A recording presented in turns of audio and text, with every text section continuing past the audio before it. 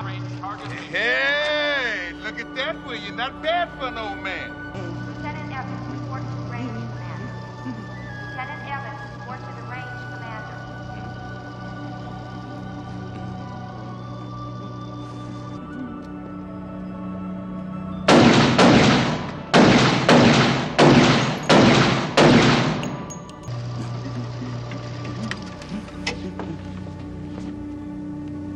Have a nice day.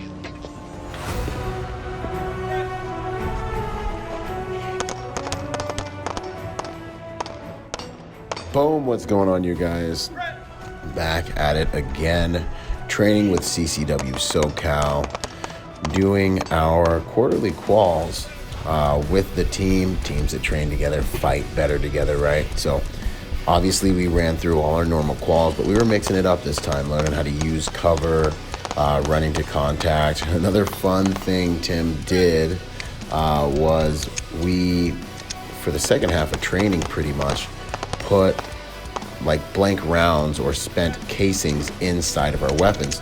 So we had to learn how to deal with malfunctions on the fly.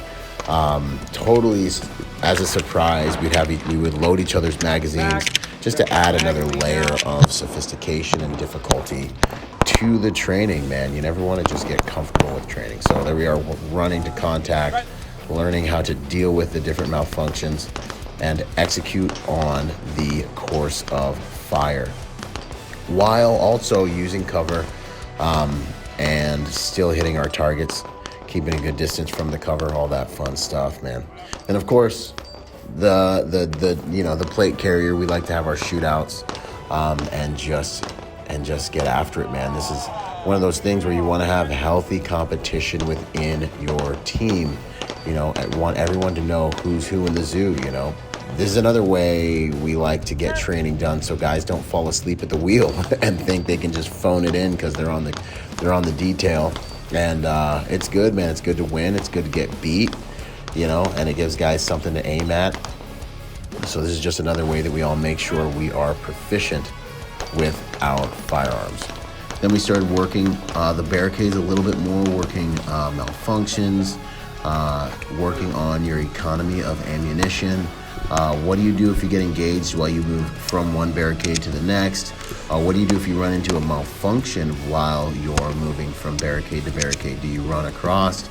Do you retreat back to your last known safe location? These are decisions you're gonna have to make on the fly. So we made them on the fly, man.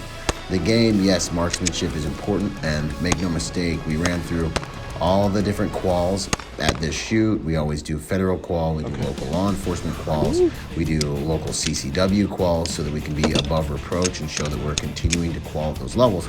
And then we like to mix it up so that we can just exercise our skill sets, man. So you can see here I'm having some malfunctions. I'm dealing with those malfunctions. Looks like my guys stacked two on top of each other, and then we're going after the steel from behind the barricades and continuing to move, you know, in case, you know, to simulate maybe you're in an urban environment and you have to keep moving and fighting, you know, as you fight your way out of a real world scenario. All in all, however, the goal is learning to make good decisions while you're manipulating your firearm. This one's fun. We put together a bunch of targets that were civilians. We had to find a way to fire and get the shot and hit the targets. Now, I kind of cheated on that one. I shot underneath all the targets. I'd do it again. You know, gotta have fun with it, man. Gotta have fun with it.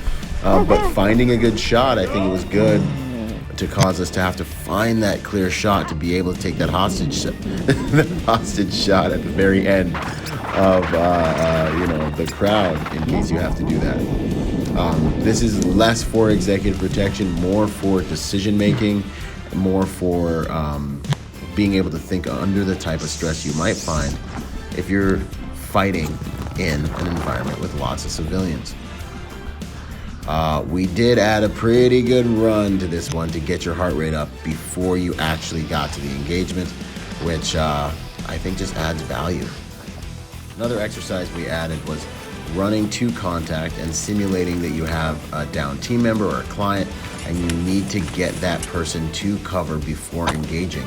If I remember right, that's one of the heavier dummies in the game. So, you know, it definitely will cause you to work, you know, and then make that shot with your elevated heart rate.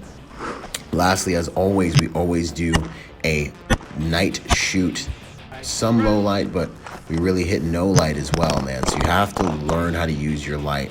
So hopefully you've got a light on your gun, or hopefully you've got a handheld flashlight. And, you know, as we know, 80% of violent encounters happen at nighttime in low light environments. So if you can work in no light, you can work in low light. And if you know how to work your gear in these environments, you are going to be a more formidable protector. All in all, special thanks to Tim Kelly for providing amazing training for us, CCW Socal. Make sure you guys get someone on your roster who can speak for your competence with your firearm if you find yourself in a violent encounter. Protector by nature and by trade. Remember, protection's more than just a job, it's a lifestyle. Boom!